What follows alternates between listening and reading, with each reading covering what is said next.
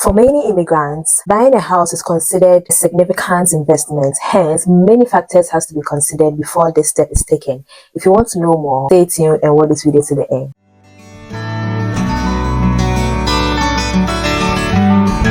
Hi lovelies, welcome again to my channel. If you're new here, my name is Shari, and to my returning subscribers, you guys already know that I love you so much. On this channel, I talk about nursing, lifestyle, coming to the UK, and everything in between. So if these are things you would love to watch, kindly hit the subscribe button and join the awesome family. So today, we are going to be talking about things you have to put in place or things you should know before you consider buying a house in the UK. Many immigrants, if not all, in the UK have mortgage as part of their bucket list because it comes with a lot of benefits, which makes it an attractive investment for many. And there are a lot of things you would have to consider before taking this steps. And you know, knowledge is power. So if you have this information at hand, it might come handy one day when you're ready to get your own house. The first one, which is the most obvious one, is your financial readiness.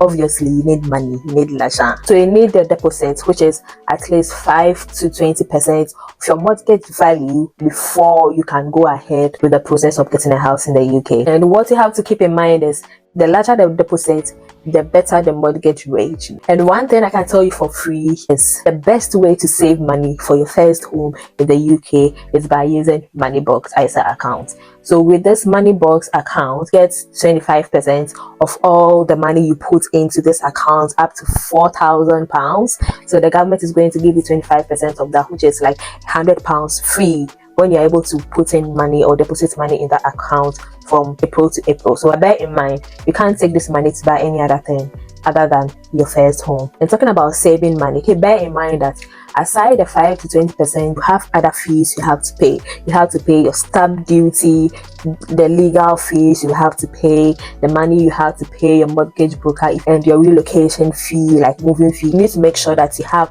that extra money set aside for things like that, not just about the deposits. There are other things you have to consider: interest rates, the repayment plan, and all those things. All this come under the financial aspects of getting a home. Now, the second point is your credit score. Your credit score is very, very important in the UK, not just for buying your house, but it's important for other things as well, like taking a loan, buying a car, and all those things. So based on your credit history, they are going to assess your financial status to see whether you are trustworthy enough for them to give you a house. And the higher your credit score, the better. So there are 3 main credit reference agencies in the UK. We've got Experian, Equifax, and TransUnion. So you can download this app and put in your details, and then you can check your credit score with it. They've got the free version and the paid version. With the paid version, you can get to see the things that are negatively affecting your credit score and what you can do to make it better. So the third point, consider the location of the house. This is very, very important because you can do a lot to change the interior or even the exterior decorations of the house, but the only thing you cannot change is the location of your house. So you have to be very cautious about where you decide to buy your house. Take into consideration the location of schools. If you have kids, you'd have to make sure that there are good schools around your house. Even if you don't have kids, you should consider getting a house which has good schools in the neighborhood, because if you decide to sell the house one day, you know that there are a lot of people who would be looking for houses with good proximity to schools. That will give your house a good deal in the future. You also have to take into consideration the crime rate in that area. You really want to be living in a house or in an area where the safety in the community is questionable. Look at the proximity to your workplace, to your supermarket, and even public transport. So if you are getting any value from this video, which I know you are, kindly subscribe because you are going to be getting values from this channel. I'm waiting for you. Click that subscribe button. Have you? Thank you.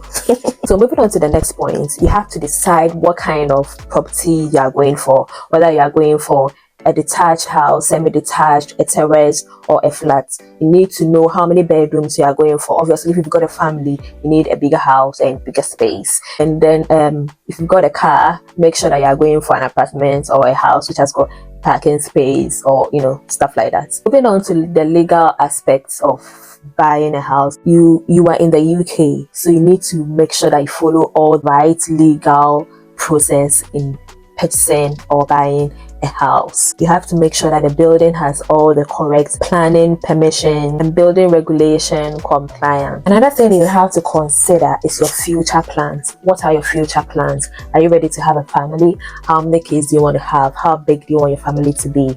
How long do you intend to stay in that community or in that city?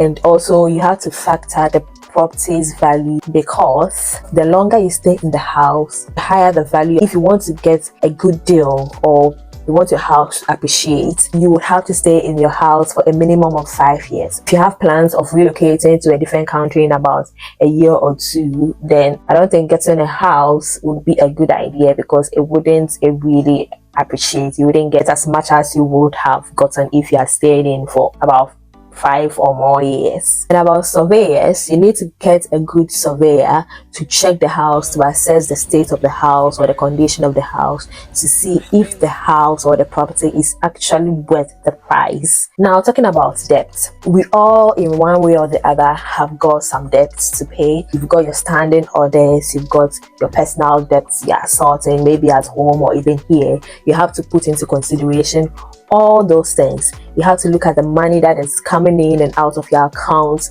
on a monthly basis, because these mortgage lenders are going to look at your credit history to know how much debt you've got, and if you'll be able to add this mortgage to it, make sure that you are not drowning in your debts or you are not under pressure because you have to pay for your house every month. So if you want to consider paying off some of your debts just to make sure that you are in a better position to buy a house, that would be a better idea, and it will even make you more suitable or a better candidate for the mortgage lenders to consider. Last but not the least, you would have to know that you are your own landlord. Everything is going to be on your head. Gone will be the days where you would have to take a phone and ring your landlady or your agency that, oh, I'm sorry, my boiler is not working, my ceiling is leaking, and then they will come and fix it without you bring the price of the boiler or whatever. You are going to be doing everything on your own. You are going to be your own painter, your own plumber, your own everything. If there are any renovations or repairs that has to be done on the house, that is going to be your own cost. So make sure that you are financially stable. You've got a stable income. Being the tenant is the sweetest thing, because if something is not working, yours is to just what concerns you with what they have to fix is their problem and not yours. But when you have your own house, it becomes your own problem and your own burden. These are some of the things you need to consider when you want to buy your house in the UK. I hope you've gotten value from this video. Let me know what you think in the comment section, and then please remember to like and share to keep the family growing. And then until my next video, stay awesome. Bye.